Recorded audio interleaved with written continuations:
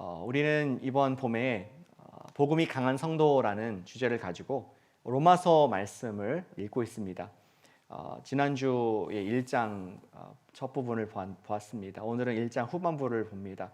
여러분들 매주 말씀을 듣기 전에 한 주 전에 우리 매장을 같이 읽어가시면 더 좋을 것 같습니다. 가스펠 라이프에서도 읽으시겠지만 설교 전에 읽으시면 더 큰 하나님께서 주신 분명한 말씀들이 있을 줄로 믿습니다. 우리 미국의 하원 의원이셨던 일라이자 커밍스라는 우리 흑인 하원을 기억하는 분들이 계실 것입니다. 그분은 2019년도 10월 달에 60대 나이에 아직도 더 사실 수 있었지만 갑자기 소천을 하셔서 미국의 또 정가에 큰 아픔을 또 슬픔을 주었던 기억이 있습니다. 근데 그분의 말이 참 이렇게 인상 깊었습니다. 그분의 책을 썼는데 여기 화면에 나가고 있죠. We are better than this. 우리가 좀 미국이 이것보다 낫지 않느냐. 우리 수준이 이거는 아니지 않느냐. 이거 이상이지 않느냐 하는 그러한 책을 썼습니다. 그분은 평생 주장이 민주주의를 내가 수호자가 난 되겠다. 우리 후세에게 민주주의를 가능하면 세이브해서 이렇게 디스트로이하지 않고 이것을 잘 유지해서 다음 세대에게 넘겨줄 수 있고 민주주의를 통해서 발전할 수 있다. 우리 사회가 이거보다 더 나을 수 있다. 이 책을 썼을 당시에 이분은 민주당이신데요. 민주당과 공화당이 계속 정치적인 막 토론과 싸움을 하기 때문에 정책 결정이 잘 안 되는 그런 때였습니다. 그분은 주장하기를 We can do better. We're better than this. 우리보다 낫다는 신념 가운데 희망적인 메시지를 주고자 노력했던 흑인 분이었던 것을 기억합니다. 이번 2월 달이 우리 Black Celebration 하는 month죠. African American Heritage Celebration month인데 이런 훌륭한 분들이 있었음이 또 미국의 기쁨이고 또 영광인 줄로 믿습니다. 그런데 저는 그 질문을 되하길 원합니다. 정말 Are we better than this? 우리가 더 이거보다는 훌륭한 사람들이냐? 미국이냐? 질문하고 싶습니다. 이보다 더 나은가? 이거밖에는 안 되는 사람들은 아닌가? 커밍스가 돌아가셔서 작년의 일들을 못 봤을 텐데 그분이 만약에 살아 계셨다면은 자기의 책을 책꽂이에서 뺐을지 모르겠습니다. 코비드-19이 닥치면서 공화당과 민주당은 더욱더 치열한 정치적인 싸움을 해서 많은 국민들의 안타까움을 사게 했습니다.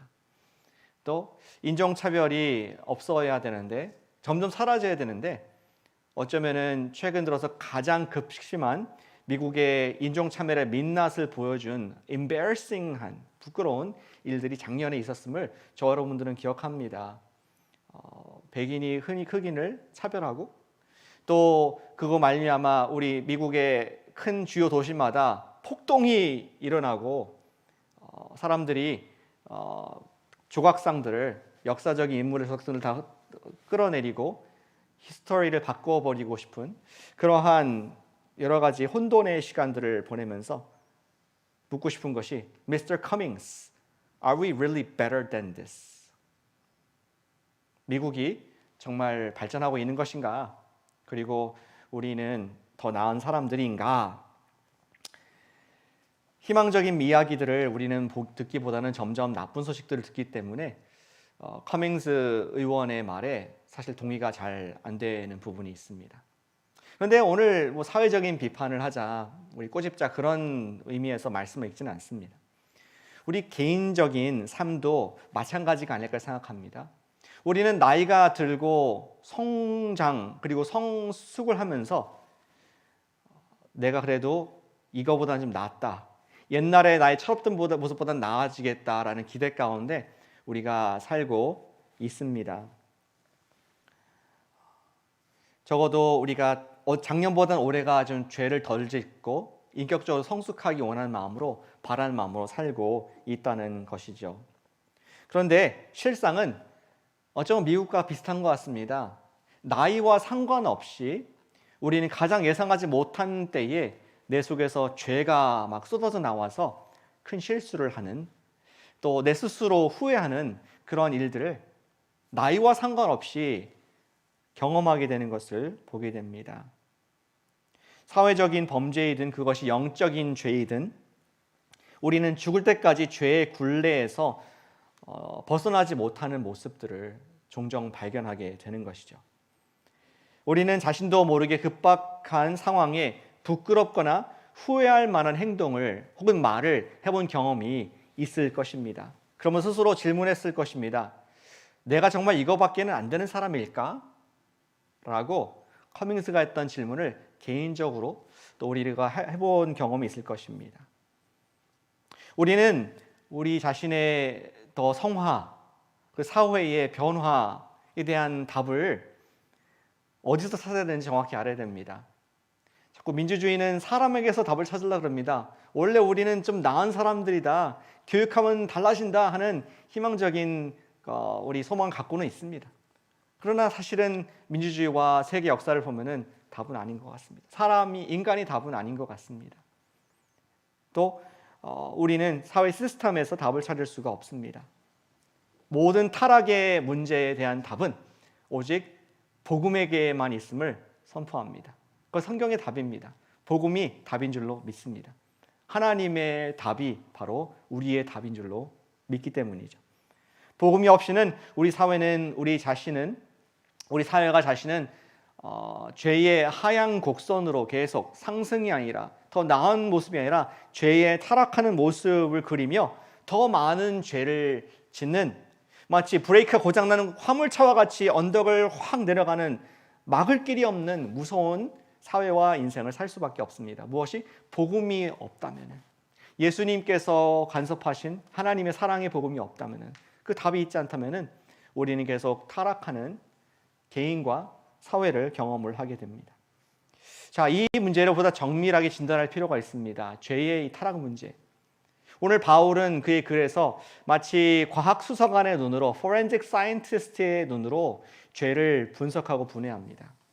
그리고 우리가 사회가 갖지 못한 영적인 전문 렌즈를 가지고 이 죄의 문제를 돌아봄으로 말미암아 죄의 영적 타락을, 하향 나선을 막을 방법을 우리에게 제시해 주고자 로마의 복음서에서 이 얘기를 하고 있다는 것이죠. 오늘 말씀의 주제는 인류의 타락의 시작과 결과가 무엇인가 하는 것을 먼저 바울의 글을 살펴보길 원합니다. 인류 타락의 시작과 결과가 무엇인가? 우리 18절 이하에 보시면은 타락의 시작에 대해서, 모든 것이 시작하기 좋은 시점은 시작 아니겠습니까? beginning. 타락의 시작에서부터 시작하고 있습니다. 근데 처음 선포되는 우리 그림은 굉장히 무섭고 암울한 그림입니다. 18절 보시겠습니다. 하나님의 진노가, wrath of God, 지금 나타났다. 18절 끝에 보니까 하늘로부터 나타나나니, 우리 원어로 보시면은 아칼립소 하면서 아파칼립스가 거기 나왔죠. 나타났다. 하나님께서 계시해 주셨다. 말씀을 통해서 하나님이 얼마나 진노하시는지를 우리에게 계시해 주셨다라고 지금 죄의 상태를 진단을 해주고 있습니다. 영적인 계시에서만 알 수 있었습니다. 자연을 보고서는 알 수 없습니다. 하나님이 진노하시는지 우리는 알지 못했습니다. 하나님의 진노는 마치 거대한 지금 물이 터지기 직전의 댐과 같은 그런 모습입니다. 점점 물이 불어나면은 비가 많이 와서 이제 댐에 물이 가득하면은 그걸 방출하지 않는 이상 댐이 터져서 큰 재난이 일어나게 되죠. 그런 모습을 상상하시기 바랍니다. 하나님의 진노가 불의로 진리를 막는 사람들의 모든 경건하지 않음과 불의에 대하여 하늘로부터 나타나나니, 언젠가 순식간에 터질 수 있는 그 가능성이 있는 하나님의 진노가 점점 쌓이고 있다. 이러한 무서운 죄의 지금 모습을 보여주고 있습니다. 하나님의 진노를 막는 데에는 지금 하나님의 인내심이라는 댐이 있습니다. 그런데 성경에 보니까 하나님의 인내심에도 한계를 정해 놓으셨더라고요. 영원히 하늘 끝까지 인내하시는 것이 아니라, 큰 댐이 아니라 한계, 하나님이 정하신 시간이 있습니다. 심판이 있다, 반드시 있다. 종말을 말씀을 성경의 곳곳에서 하고 있습니다. 결국 하나님의 인내가 끝이 날 텐데 그때 엄청난 하나님의 진노의 물이 댐이 온 세상을 덮게 되고 심판이 올 것이다 라는 것을 우리 로마서를 비롯한 다른 성경에서 많이 볼 수 있습니다. 그렇다면 하나님이 무엇 때문에 지금 진노하셨을까요? 진노의 object, 대상이 무엇입니까? 18절 조금 길고 수식이 많지만 잘 보면은 두 가지 때문에 진노하셨다는 것을 볼 수가 있습니다. 하나는 ungodliness, 두 번째는 unrighteousness, 두 개의 on이 붙어 있습니다. 불경건함, 불의. 불경건함, 불의라는 두 가지 때문에 하나님의 진노가 쌓여있다 말씀하고 있습니다.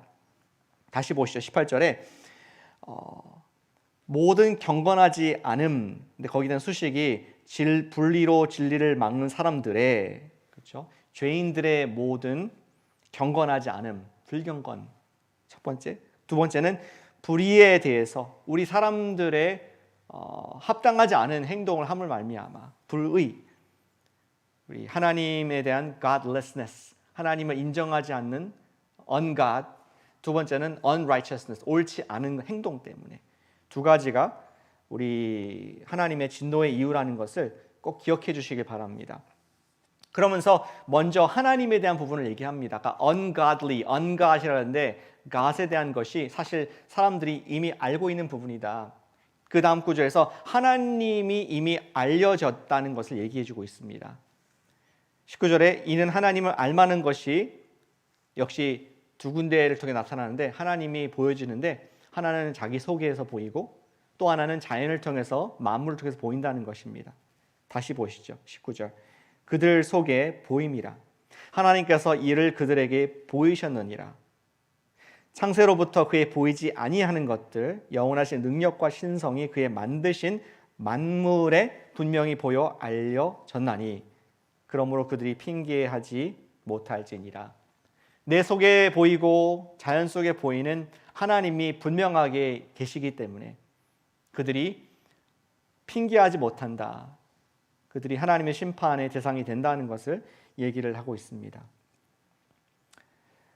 내적으로 우리 안에 하나님을 추구하는 마음들이 각자 다 있습니다. God을 추구하는 마음이 있지 않습니까? 우리 모두는 교회를 다니든 종교 있든 없든 관계없이 그런 질문합니다. 내가 어디에서부터 왔고 어디로 가는 것일까? 내 인생의 목적과 또 의미가 무엇일까 하는 생각하는 것 자체가 그 속에는 지금 뭔가가 채워지지 않는 빈 공간이 있다는 것입니다. 내가 보이는 물질적인 세계, 내가 살고 있는 자연 환경을 통해서 채워지지 아니하는 나의 존재의 의미, 그것이 마치 삶은 계란의 빈 공간과 같이 채워지지 않는 공간과 같이 하나님이라는 존재를 더 나보다 높은 higher calling, 더 높은 소명을 부르신 분이 계시다는 것에 대한 갈증이 있다는 것이죠. 우리 내부에서 양심이, 우리의 또 영이 하나님이 계신 것을 사실은 계속 알고 있습니다. 하나님을 알만한 것이 그들 속에 보입니다라는 그런 말씀을 하고 있습니다. 예전에 그런 우리 재미있는 예화를 어느 목사님이 하셨죠. 어떤 사람이 무인도에 이제 파손이 돼가지고 무인도에 갇히게 됩니다. 그리고 그가 오랫동안 그 무인도에 갇히면 생활을 하다가 근데 그가 그동안에 생활하면서 계속 구조되기를 원해서 지나가는 배가 있으면 막 손을 흔들고 불을 피우기도 하고 하면서 저 멀리 지나가는 배들에게 수신호를 보내도록 했습니다. 그러다 어느 날 드디어 한 배가 그 사람을 발견한 것입니다. 수년이 흘렀지만 그 사람을 발견하고 이 선장이 해변에 도착을 했습니다. 그랬더니 선장이 관찰한 것이 있었죠. 집이 세 채가 있는 것입니다. 오, 그동안 잘 사셨네요. 이 새 집이 뭡니까? 혼자 사셨는데? 그러니까 얘기합니다. 저쪽에 끝의 집은 제 집입니다. 제가 살았던 집입니다. 그렇군요. 이해가 됩니다. 그럼 저기 있는 저 집은 뭡니까? 예, 저 집은 제가 지금 현재 다니는 교회입니다. 답을 했다고 합니다.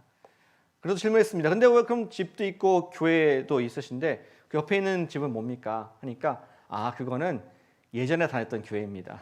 하면서 교회를 옮겼다는 얘기를 그렇게 했다는 얘기입니다. 무슨 말입니까? 우리는 다 종교심이 있습니다.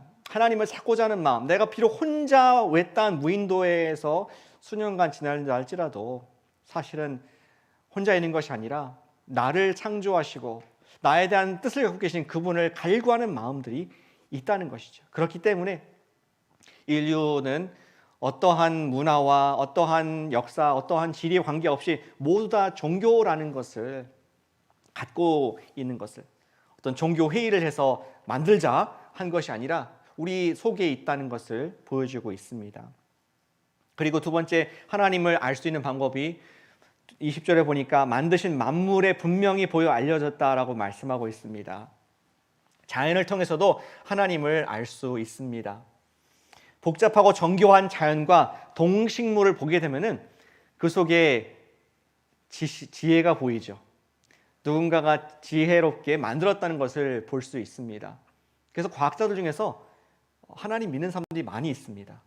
물론 아닌 사람도 있지만 많은 사람들이 과학을 철학적으로 진심으로 보는 사람들은 믿게 됩니다. 그래서 그러한 과학이 지적 설계론이라는 그러한 또 학문으로 발전했습니다. Intellectual Design. 이것은 그냥 우연히 진화에 의해서 수백만 년, 수억만 년에 의해서 그냥 낡고 낡아서 세운 것이 아니라 어떠한 설계자가 있어서 이루어진 것이다. 그것을 과학자들이 만들었습니다. 지적 설계론, Intellectual Design. 그러나 우리는 뭐 이런 과학자가 아니라 할지라도 만물 속에 온 인류가 하나님을 보고 있습니다. 이와 같이 우리 자신 안에 그리고 자연 안에 그것을 만드신 하나님이 보이기에 피조물로서 우리의 합당한 반응은 무엇이겠습니까? 마치 고아가 부모를 찾으면은 부둥켜 안고 울고 또 부모를 모시지 않겠습니까? 우리의 마땅한 반응은 우리의 원래의 주인이신 하나님께 영광을 돌리고 감사하는 것이 되어야 했습니다. 그러나 하나님이 진노하신 이유는 그렇지 하지 않았기 때문에 그렇습니다. 우리 21절에 보니까 이렇게 되어 있습니다. 하나님을 알되 하나님을 영화롭게도 아니하며, 하나님께 예배하지 않았다는 것입니다. 하나님을 감사하지도 아니하고 오히려 그 생각이 허망하여지며 미련한 마음이 어두워졌나니. 아까 말한 불경건이 바로 이것입니다. 불경건 무엇입니까? On God. 하나님을 내가 알고 알매도 불구하고, 여기서 알고 저기서 알매도 불구하고 내가 하나님을 하나님으로 인정하지 않는, 예배하지 않고 감사하지 않는 그러한 것이 on God, 불경건함이라고 말하고 있습니다. 불경건함은 거기서 끝나는 것이 아니라 우리는 항상 대체합니다. 마치 백큐음이라는 것은 존재할 수 없듯이 하나가 빠지면 다른 것이 들어오게 됩니다. 우리는 하나님이 on God, 하나님을 캔슬하니까, 요즘 말로 하면은 하나님을 디스하니까 그것에 무엇이 있겠습니까? 보이는 것들로 채우게 되는 것입니다. 그래서 아까 21절에 22절과 3절에 스스로 지혜 있다 하나 어리석게 되어 썩어지지 아니하는 하나님의 영광을 썩어질 사람과 새와 짐승과 기어다니는 동물 모양의 우상으로 바꾸었느니라. God을 ungod으로 대체한 것입니다. 그들은 하나님을 섬기지 않고 보이는 것들을 섬기기 시작합니다. 사람과 동물의 모양의 우상을 섬기는 변태적인 영적인 뮤테이션을 하게 되는 것이죠. 타락의 시작은 ungodliness, 불경건함입니다. 쉽게 말해서 하나님의 진노라는 도미노가 와르르 이제 타락으로 이어지는 첫 번째 시작이 무엇이냐? 바로 이렇게 표현할 수 있습니다. 제가 설교 아웃라인 이렇게 적었는데, 사람이 하나님의 손을 놓아버린 것입니다. Man let go of God. 하나님을 디스했다는 거, unGod 했다는 거, ungodliness, 불경건함이라는 것은 어려운 말을 전 들리지만 하나님을 놓았다는 것입니다. 하나님을 놓고 다른 것을 잡았겠죠. 그것이 바로 우상 숭배였습니다. 어떤 사람들은 과학을 잡기도 합니다. 돈을 잡기도 합니다. 어떤 사람들은 내 주목을 잡겠다, 내 자신을 믿겠다, 자기가 신이 되어서 살아가는 ungodliness, 불경건함이 우리 모든 죄의 시작이라고 말씀하고 있는 것입니다. 그리고 바울은 그 과정을 1장 18절 이하에서 설명을 하고 있는 것이죠. 사람 안에 그리고 자연 안에 하나님을 알만한 것들이 있음에도 불구하고 하나님께서는 우리 안에 우리가 보여주셨다는 것은 하나님께서 우리와 함께하기 원하셨다는 것입니다. 그분의 뜻이었습니다. 그런데 반면에 알면서 사람이 의지적으로 놓았다는 것은 선택을 했다는 것입니다. 그 선택으로 말미암아 죄의 자유낙하가 이제 시작이 된 것이죠. 그리고 첫 번째 찾아온 죄의 결과 한 단계 떨어진 것이 new low level이 된 것이 바로 우상 숭배라는 것을 바울이 얘기를 하고 있습니다. 이것은 참으로 비참한 모습입니다. 그냥 한 단계 떨어진 정도가 아니라 너무나 사실은 비참한 모습이죠.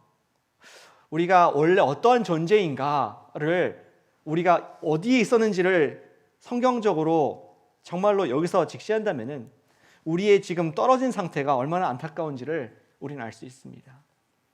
그 유명한 시편의 8편에 이렇게 우리에 대해서 적고 있습니다.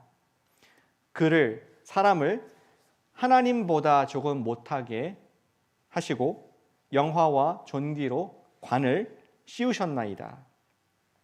구절을 보여주시죠. 주의 손으로 만드신 것을 다스리게 하시고 만물을 그의 발 아래 두셨으니 곧 모든 소와 양과 들짐승이며 공중의 새와 바다의 물고기와 바닷길에 다니는 것이니이다. 구절이 없습니까? 구절을 찾아주시면 좋겠는데요. 성 전사님 좀 도와주셔서 잠깐 파워포인트 끄더라도 더 찾아주시면 좋겠습니다. 여기 8장 5절부터 시편 8편 5절부터 8절까지 말씀인데요. 여기 보면은 참 중요한 말씀하고 있습니다. 사람을 하나님보다 조금 못하게 하셨다. 우리를 하나님의 자녀로 만들어 주셨고 하나님의 나라에 정말 우리 권세자로 삼으셨다는 것입니다. 만물을 통치할 수 있는 그 자리를 주셨는데 모든 소와 양과 들짐승, 새와 바다의 물고기와 바닷길에 다니는 모든 것을 다스릴 수 있는 권세를 우리에게 주신 엘로힘, 하나님보다 조금 못하게 하신 그러한 권세가 왕의 권세, 어떠한 피조물보다 더 뛰어난 권세를 가진 사람이 바로 하나님의 사랑에 한 몸이 받은 하나님의 사람들이다.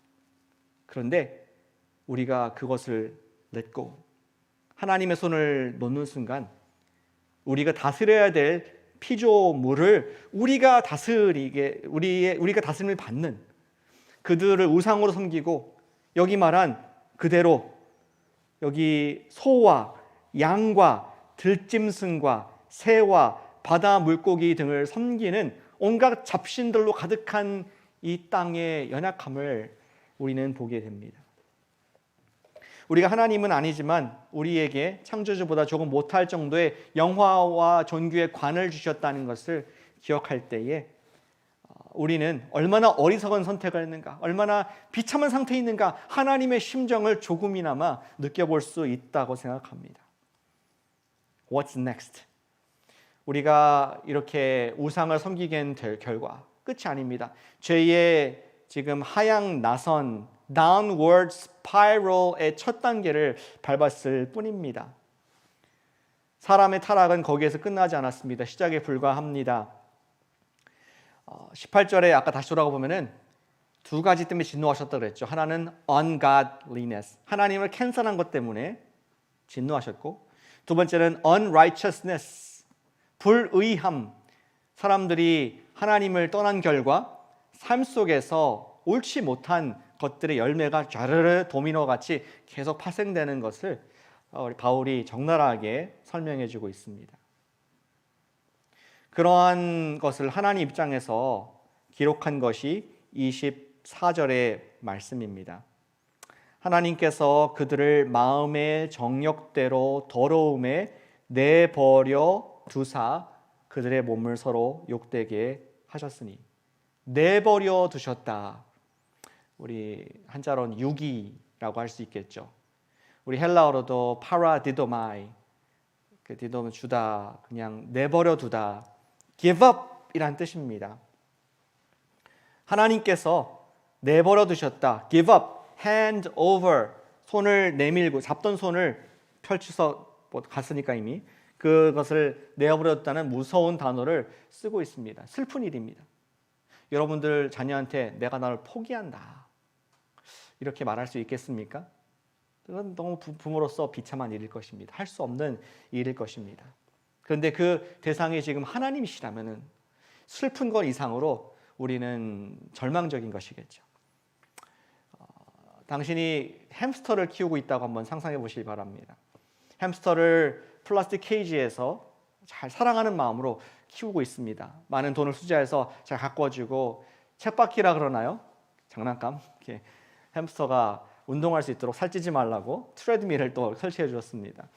가장 좋은 펫푸드와 또 따뜻한 히터 그리고 물도 항상 새롭게 갈아주는 일들을 했습니다. 그런데 이 햄스터 해피하지 않았던 것 같아요. 햄스터가 쳇바퀴에서 놀지도 않고 음식도 주는 걸 싫어했습니다. 당신이 가서 얼굴 좀 보고 좀 이렇게 같이 시간을 보내고 싶으면은 케이지에 가장 숨을 쓰는 어두운 곳으로 몸을 바짝 비춰서 숨는 모습을 보게 됩니다. 그래서 밤밤중에 한 번씩 가끔씩 탈출합니다. 이 플라스틱 케이지의 뚜껑을 열고 막 돌아다니고 새벽에 여러분 일어나 소리 나가지고 놀라가서 보니까 햄스터가 부엌 한켠에 숨어 있는 겁니다. 잡아서 놓고 그 일을 반복하다가 드디어 여러분들이 햄스터가 행복하지 않구나. 햄스터가 원하는 대로 해주기로 결정합니다. 여러분들은 햄스터를 붙잡고 저 넓은 들판으로 가서 give up. 그것을 놔둡니다. 그 햄스터는 신나가지고 막 그 자기 길로 달려나갑니다. 그 햄스터는 어떻게 되었을까요? 햄스터는 주인의 사랑을 받기 위해 창조된 존재인데 그가 야생에 나가면은 하루도 못 지나서 굶어 죽거나 짐승에게 죽게 됩니다. 그것이 햄스터의 비참한 운명이 될 것입니다. 하나님께서 내어버려 두셨다는 것은 우리를 사랑하사 우리가 자꾸 손을 뺏고 우리가 벗어났기 때문에 자유의지를 주신 하나님께서 내어버려 두셨다. 그건 정말 무섭고 비참한 결과입니다. 그런데 그 단어를 죄의 나선, 하양 나선에서 3번이나 쓰고 계십니다. 24절, 26절, 28절 세 군데에서 우리가 ungod한 결과, unrighteousness의 결과가 어떠한 것인지 3번이나 우리에게 말씀해주고 있습니다. 24절에 먼저 나오죠. 내어버려 두사 그들의 몸을 서로 욕되게 하셨으니 하나님의 진리를 거짓 것으로 바꾸어 피조물을 조물주보다 더 경배하고 또 26절에도 부끄러운 욕심에 내어버려 두셨으니 여자들도 순리로 쓸 것을 바꾸어 영리로 unnatural 뭔가가 자연스러운 것이 있는데 부자연스러운 것으로 바꾸었다. 변태. 17절도 남자도 순리대로 여자 쓰기를 버리고 서로 향하여 음욕이 불릴 듯함에 남자가 남자와 더불어 부끄러운 일을 행하여 그들의 그릇 때문에 상당한 보응을 그들 자신이 받았느니라. 내어둔 결과 뭘 지금 디스크라이브하는지 아시죠?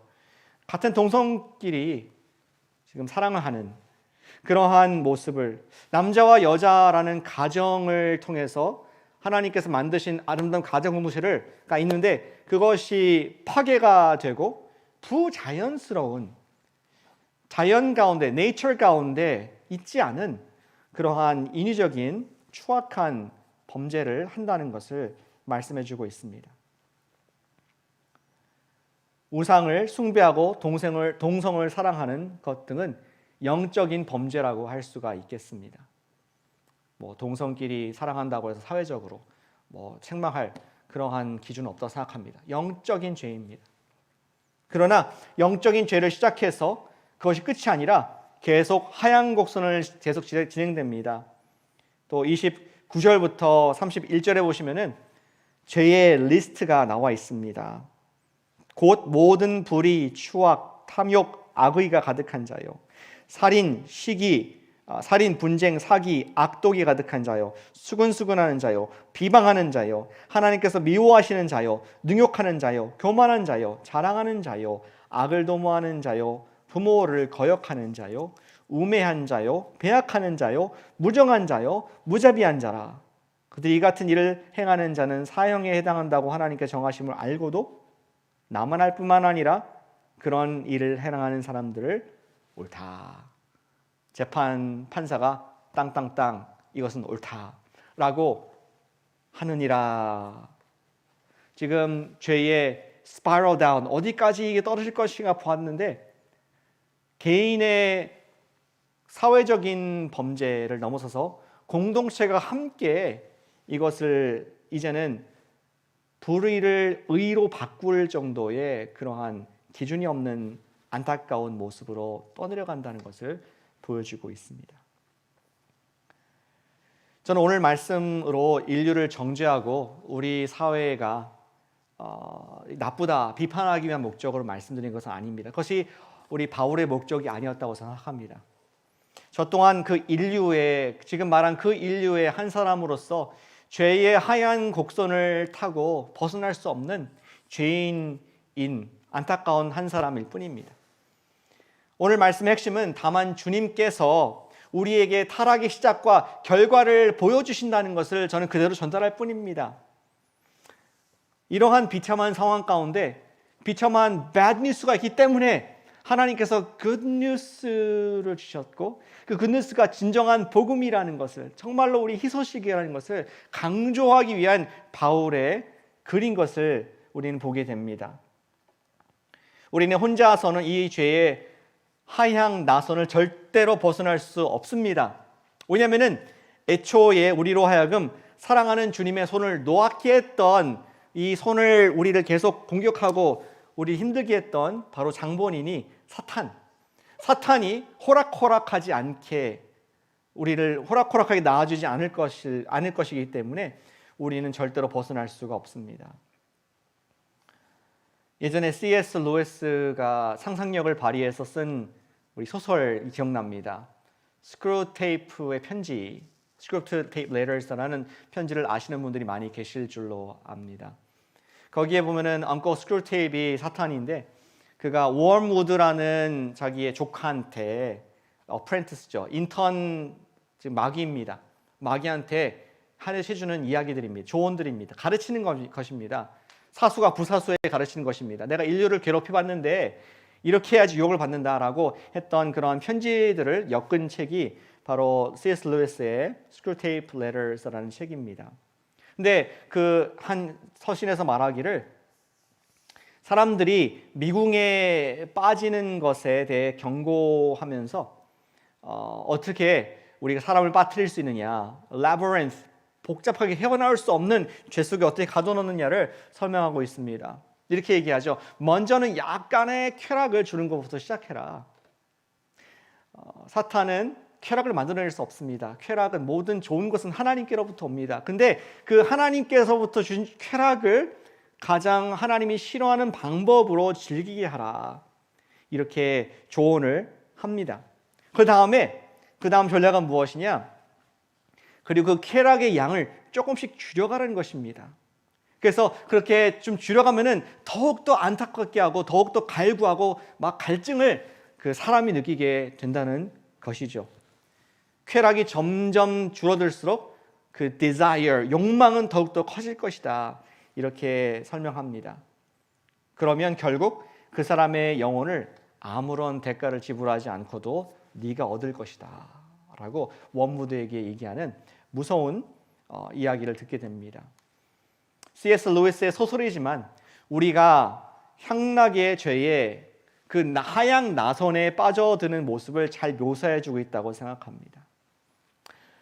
사랑하는 여러분, 다시 한번 질문드리기 원합니다. 우리는 어떻게 죄의 하향 나선에서 벗어날 수 있을까요? 정말 우리가 can we be better than this? 우리가 좀 이것보다 나을 수 있습니까? 우리가 과연 나을 수 있습니까? 우리 힘으로는 안 됩니다. 그런데 여기에서 하나님의 복음이 좋은 소식이 있습니다. 이유가 있습니다. 그것은 무엇입니까? God with us. 하나님께서 우리와 함께 하신 줄로 믿습니다. 임마누엘 되신 주님께서 함께 해주셨기에 우리가 소망이 있습니다. 그 유명한 로마서 5장 8절 말씀입니다.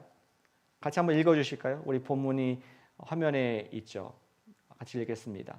우리가 아직 죄인 되었을 때에 그리스도께서 우리를 위하여 죽으심으로 하나님께서 우리에 대한 자기의 사랑을 확증하셨느니라. 아멘. 우리 로마서 5장에서도 보겠지만 이 말씀이 좀 미리 당겨보는 우리의 적용이 되길 원합니다. 우리가 아직 죄인 되었을 때 such beautiful words. 우리가 아직 우리가 스스로 막 뉘우치고 내가 조금 회개하고 눈물 흘렸을 때 하나님께서 넌 됐다, 내가 용서한다, 이게 아니라 우리가 아직 죄인 되었을 때에, 지금 미궁에 빠져 있을 때, 죄의 하락의 나선에, 하양 나선에서 갇혀서 헤어나올 수 없는 그런 있은 그때에 그리스도께서 우리를 위해서 죽으셨고 하나님께서 당신의 사랑을 사랑으로 인터셉트 하셨다는 말씀하고 있습니다.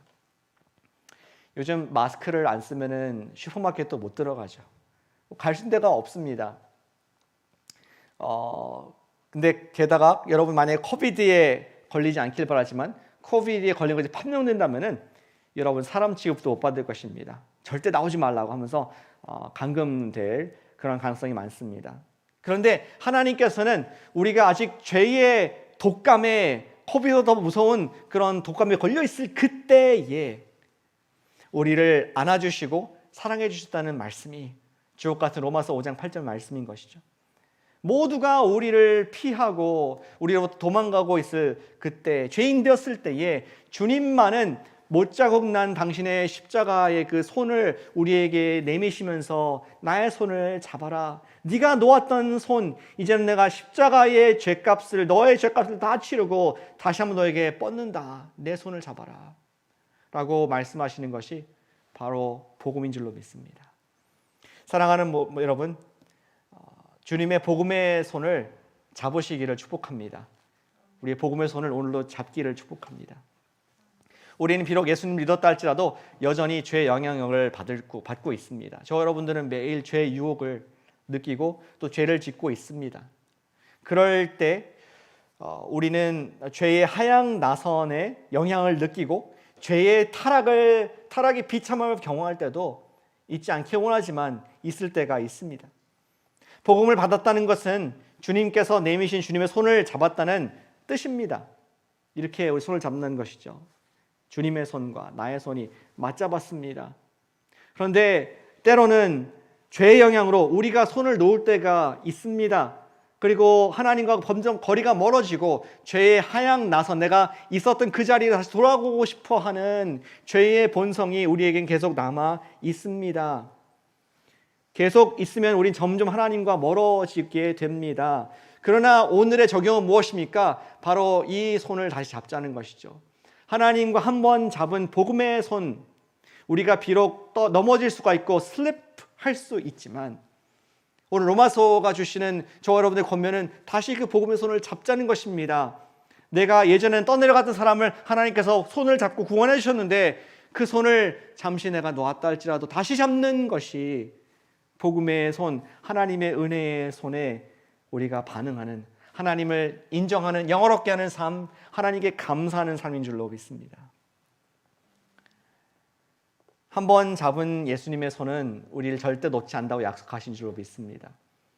요한복음 10장 28절과 9절 말씀, 화면에는 없지만 여러분들 적어 놓으시길 바랍니다. 그리고 우리 신강에서 같이 읽지는 않겠습니다. 그러나 거기 보면은 주님께서 한번 아버지께서 영생을 주노니 빼앗을 자가 없다. 하나님은 만유보다 크심에 아무도 하나님 손에서 빼앗을 자가 없고 그분도 놓지 않으신다라고 말씀을 하고 있습니다.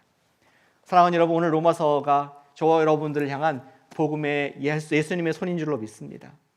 우리가 옛날에 받았던 복음이 아니라 오늘도 혹시 내 삶 속에 이런 21가지 아니 23가지 죄악의 하양 나선의 한 부분에 내가 스톡돼 있다면 오늘 아침에 내일 말고 이따가 말고 지금 이 아침에 우리 복음의 손을 다시 한번 확 잡는 우리 되시기를 소망합니다.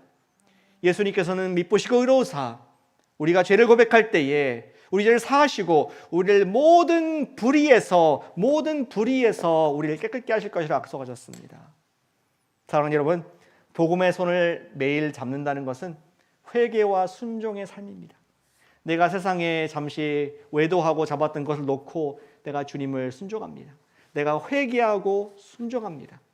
우리 그런 복음의 예수님의 손을 다시 잡을 때에 우리 안에는 예수님의 십자가의 그 이후에 부활의 능력이 함께해서 나도 모르게 상승하는 죄의 하락 나선이 아니라 주님과 함께 날마다 주님 닮아가고 변화가는 성화의 삶을 살게 될 줄로 믿습니다.